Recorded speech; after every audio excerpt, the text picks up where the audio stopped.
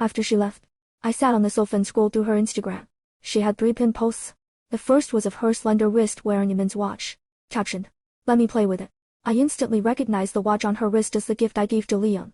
Looking at the post state, I remembered tidying up the closet at home that day, then noticing the watch was missing. Leon said he left it at the office, but turns out he used it to please another woman. Her second post was tagged in another city. Captioned, "The hotel soundproofing is terrible. I don't dare sleep alone." That day was my birthday. Leon and I were having a candlelight dinner when he suddenly got up and told me the company had arranged a business trip, and he had to leave immediately. I was a bit upset and asked if he could leave tomorrow instead.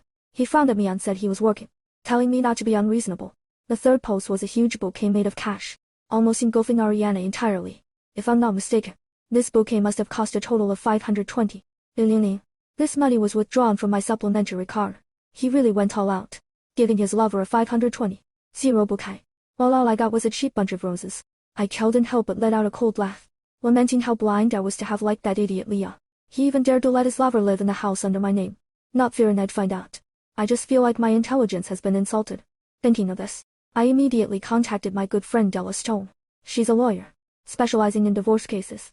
After hearing my story, Ella angrily said, "Leah, that freeloader living off your family, actually dared to cheat. Don't worry.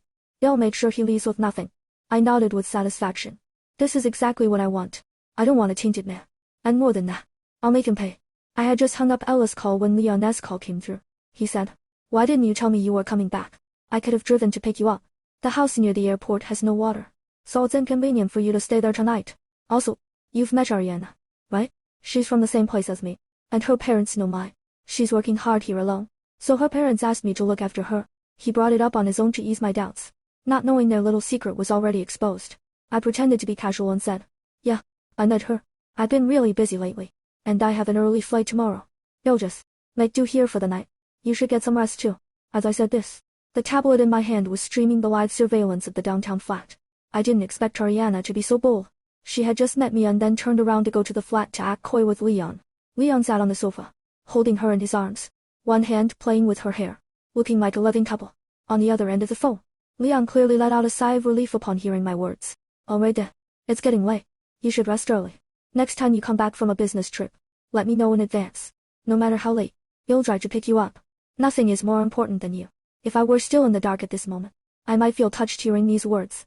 But now, looking at the scene before me, all I feel is mockery.